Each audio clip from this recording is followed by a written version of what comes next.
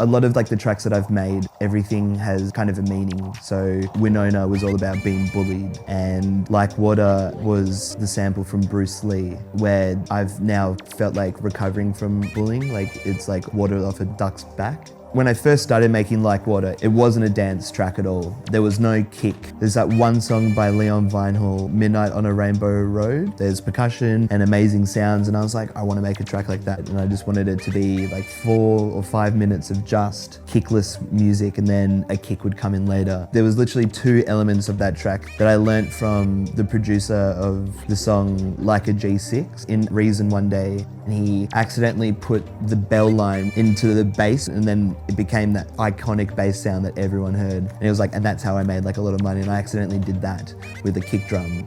I put the kick drum by accident, and then the lead sound on a different sound, and it just created Like Water. And I was like, oh, I mean, I have to make it into like a dancier kind of track now. And then that's how, you know, Like Water became what it is.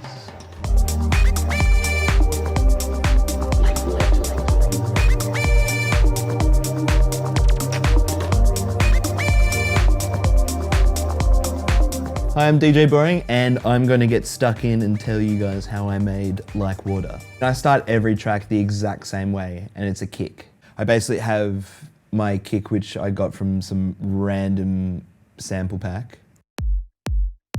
I use it while I jam all the different parts in. So with the kick being there, I then bring in percussion, because percussion, I find, is the second most important part. Like Water in the live show is actually at 132 BPM. I've sped it right up. Anywhere between 125 and 135 is my sweet spot. It's a bit of a leap, not really a sweet spot. I can't remember where I grabbed this sample from, but it's like a little shaker and some kind of wood clicks and some claps, and I didn't like it, and I just really wanted a shaker. So I just took out all the other bits, but then I realized that I liked that woody kind of click click bits, and I kept it at the end of it. So that's how I came up with that percussion bit. But then I wanted some more shakers, so I found this other sample pack, which is also has these zaps, and I like love blips and blops and zaps. I think they're the best parts, and so I tried to mix them in between with the other bits. So now this is what it sounds like. Obviously you've got, what's his name, Bruce Lee saying Like Water here. Like water. But what I did is I chucked on a tape delay from Guitar Rig and a bit of spring reverb. I love how the tape delay does distort the longer it keeps going. It will do it again right now. Like water. It kind of becomes its own percussion, or like a percussive kind of thing, so you could use it in between beats, and I find that I do it with like every track that I ever make. The start of it has the 909. I sampled that from the TR8 just before I bought an actual 909, but I think that the TR8 is so good. I don't think people need to buy the 909. So now I've got like the bass that comes in with the start of the track. It's from Flow Motion, which is a Waves plugin, and I originally used the Grandmother, and the Grandmother wasn't doing exactly what I wanted to do. And so then I literally purchased this Flow Motion that night, and it just has some of the sickest patches on there, and it came up with this bass sound, and it's got for the start of this, it's got like a bit of a hiss to it. It goes and I loved that, and I was like, oh, it's amazing. So when it's a single note, you get this, and then with the chop up part at the start, it's like zoo, zoo, zoo, zoo, which I really, really love.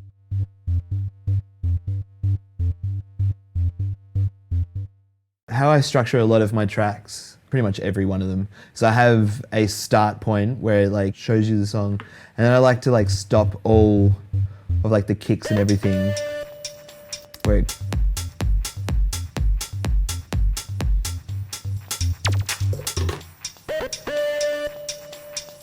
like water. kind of have a part where it doesn't show any part of the song, and then bring in pads and stuff, so it just gives that sense of, you know, oh, what's going on, what's happening. And obviously the main part of the song is this another flow motion part. That was an accident. I was actually just doing little bits throughout the song. So with the pad, I was pretty much just doing this.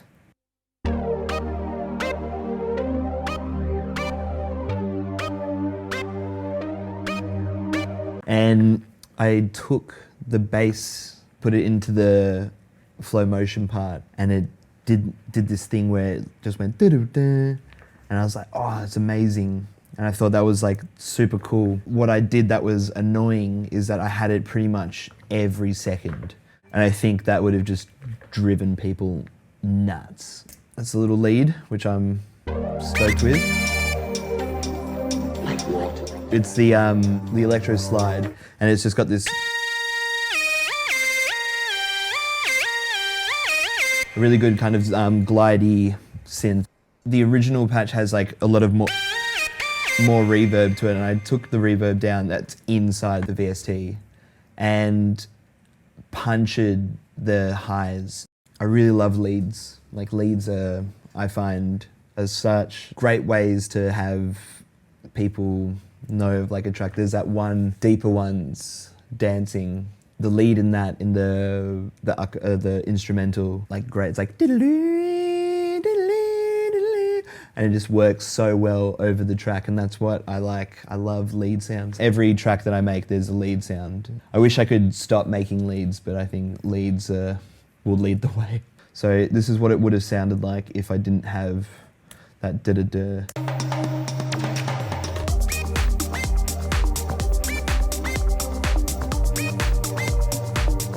Accidents are really great. I think a lot of producers will accidentally do something and it becomes something that they really like. And I've made so many accidents. As you can see, I lost a lot of files, but I luckily have salvaged it from my live show. But there was some more outboard gear that I had. I had a analog rhythm for some percussion, and there was also TR-8S, like one shots. And so this is the full on.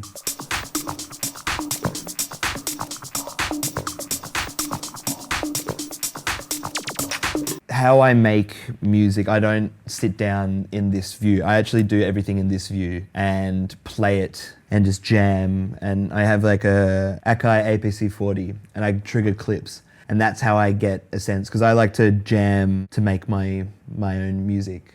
I like the feeling of how I'd make it to how I would play it live. And that's how I've always made music. So like when I like go and make tracks with other people and they do it all in this part, I get so confused because I just don't know where to start. And I'm just like, oh, okay, let's put the kick down. I don't know, because you can't just jam.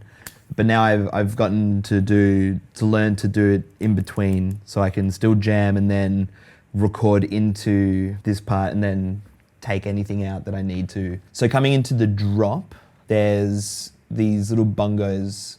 Can't remember where I took them from, but they're so sick. This is actually a rule that you should never do. You should never put anything on the master, especially when it gets mastered. But I did, and I'm not proud of it. This isn't a secret. I just did it. I have this little Ableton thing from Bass Clef, and it's just an easy wash. It's the best plugin I've ever used. I use it in everything. It just basically has reverb and bits of delay, so it sounds like this.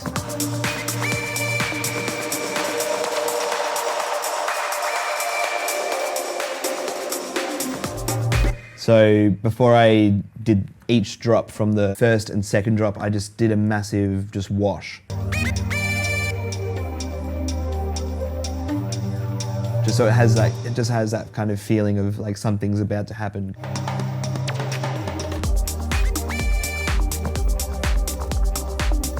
you know. This is Ableton 9, and I hadn't upgraded to the new Ableton until like the beginning of this year.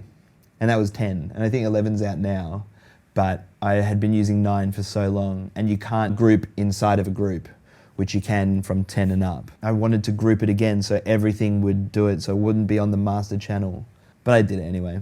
Lesson learned.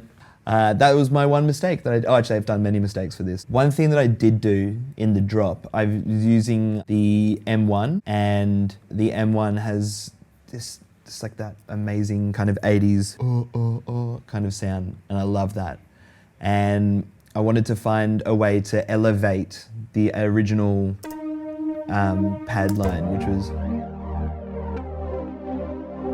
So what I did is I brought in those choir noises, so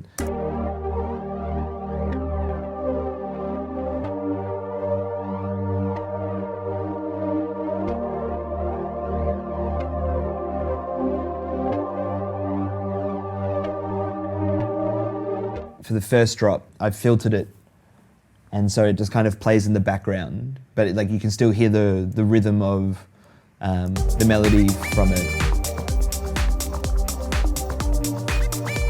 I feel like it brings something, because if I didn't have it, it just...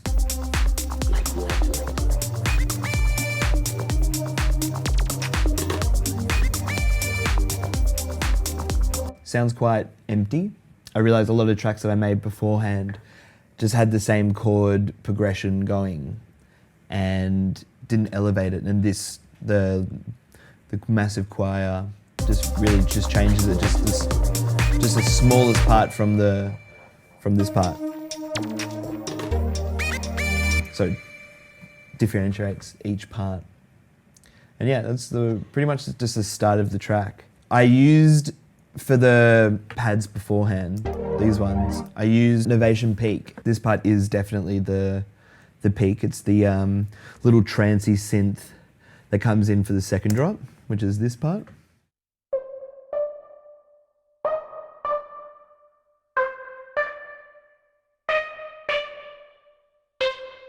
And those delayed parts were all done from the actual synth. And then I've just used the filter from Waves. I rarely EQ'd anything. I think I, at first, rushed to Like Water to get it into my live show, because I made all these tracks for the live show to see if people liked the music.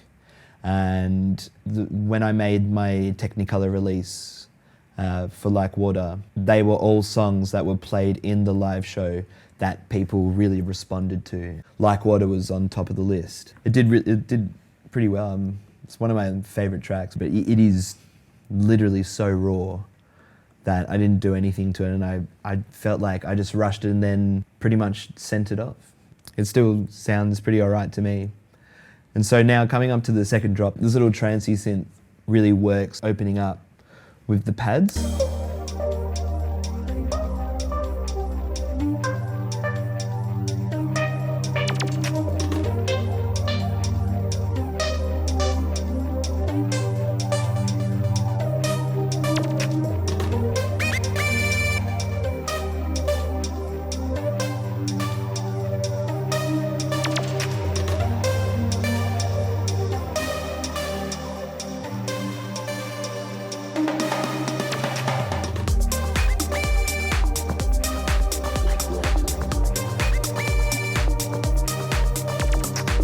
And so the difference from the first and second drop that I only did was put in the trancey kind of lead line, and I just doubled up the M1 kind of choir.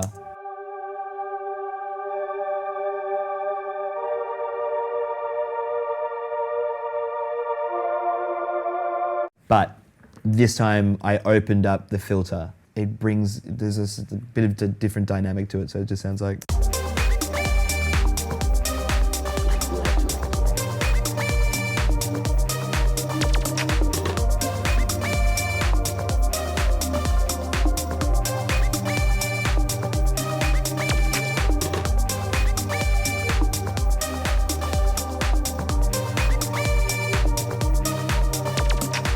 I just pretty much just grabbed it all and just octave up. And simple, small trick is just like adding either like an octave up or adding a fifth or a seventh note. But I think just the adding up and then the opening of the filter over time, because over here it just sounds, it's more open, and with the main pad,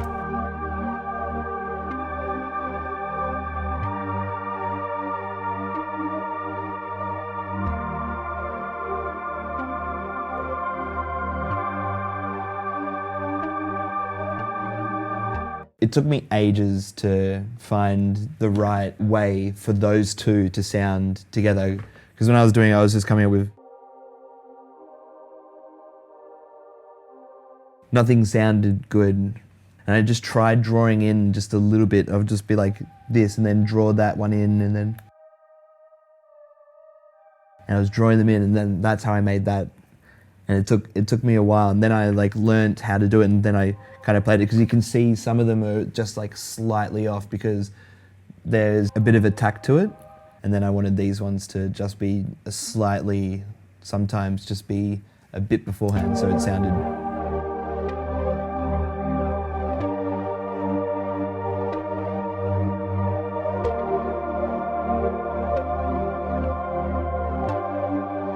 Sometimes when things aren't quantized, it works. Not all the times, because that's why some things should be quantized. But when something doesn't work, sometimes does. That sounded so weird, but in my head it makes sense. Hopefully in some of your heads it makes sense as well, but it might not. How I had the peak, pretty much just recorded it straight in from an external instrument onto another line. So I had the MIDI here, which was such a simple MIDI. Sometimes simplicity just works. Because it also, there is 2 lead lines now in the track, and I thought that was just gonna muddle too much. But sometimes they're in between each other. There's only one note that hit together. The actual wasn't in the original. This one was, and it was just chilling in the background. So it pretty much, if I got rid of the kick and the actual percussion, it kind of sounded like this. Or get rid of this as well. And it was a lot slower. It was like 120.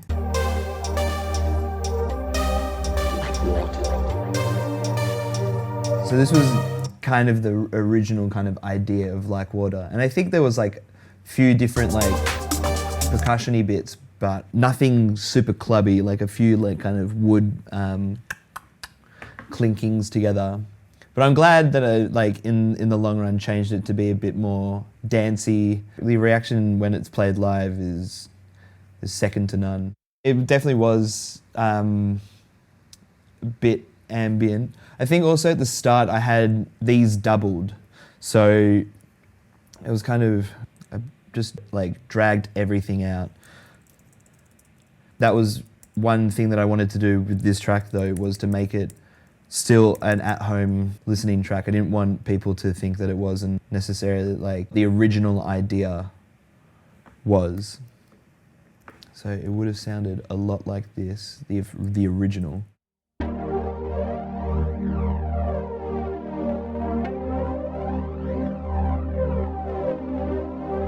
I love trance music so much, and when I found the chord progression and I just changed the notes a bit, I love the idea of mixing trance music with music that isn't trance music. It's not intense, it's not in your face. Every trance song has like the happy kind of uplifting, you feel something in your tummy. I wanted that feeling, but no kick or anything. This is actually the edit that I'm showing, but I will tell you exactly why it is 9 minutes long. Every song that I ever make takes so long for it to evolve, and I've struggled with management and record labels over the time of shortening tracks. And this is, the edit is still almost 7 minutes. I couldn't condense the track as much as I could from 9 minutes because I love Ricardo Villalobos and every song is like 14 to 30 minutes long. And that's why, and before, because it was 9 minutes, the pads were doubled. So it really took long times for things to evolve. And then I just halved them down, but I kept the track length and I loved it. And I really wanted there to be this massive kind of impact where it is 9 minutes and everyone's just like, oh my God, 9 minutes. I will never stop making long songs. When I play Like Water live, it goes for about 10, 15 minutes because I loop the intro section for a long time, making sure that people know that there's no kick, no bass, it's just the percussion parts, and then randomly the do-do-do kind of comes in and people can hear it, they're like, oh, they're familiar with that sound. And then after like 2 to 3 minutes will I then bring in the whole bass part and people recognize that part, and that's the kind of feeling that I wanted to go with it. I've been a lot more into mixing down as much as I can and then setting off just to get mastered. I am in no means a mixer at all, but I know exactly what I like sounding more punchier, like the kicks, the percussion. Like I said before, this was done so raw. To kind of make things sound like they're in the places of everything was just literally volume. And sometimes it works, majority of the time it doesn't, but I'm stoked with how it sounds. And I think the way that I will continue to do it is mix it as much as I can and then send it off to get mastered, because I obviously don't know how to master. My major thing is sampling from loop packs. And I think loop packs are the most amazing kind of ways to make your track sound a little bit better if you can't do percussion or stuff very well. How I like to do is change up loop packs, either transpose them, put effects on them. That's how I do a lot of my tracks. A lot of it is from other bits of gear, but there's stuff in the background like these sounds that just, you know, they're all royalty free. They're there to be used. Think about the amount of tracks that were pretty much only samples and just a kick just on top. It's, you know, where it's not, you shouldn't feel shy to really use these tools that we have. For instance, like I'll just take a sample from something. I usually at these kind of points put on a VST like manipulator from Infected Mushrooms, and these guys just really make these sick things. But then you can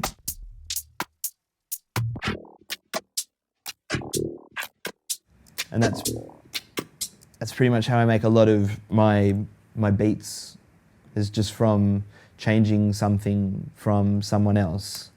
And there's no shame in that, because, you know, I paid for those samples, they gave it away for free, royalty free, they're to be used.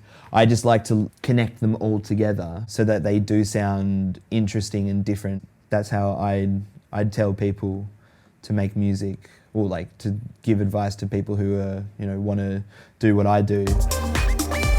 All it really is. This structure is pretty much every track you've ever heard from me. Winona's like this, 4 Tons like this, they're all like this, but they all sound different just because of the actual elements itself. Thanks so much, guys, for kicking about and looking at how I broke down Like Water. And thank you DJ Mag and Point Blank Music School for having me and listening to my gobbledygook. This is DJ Boring, and I'm out.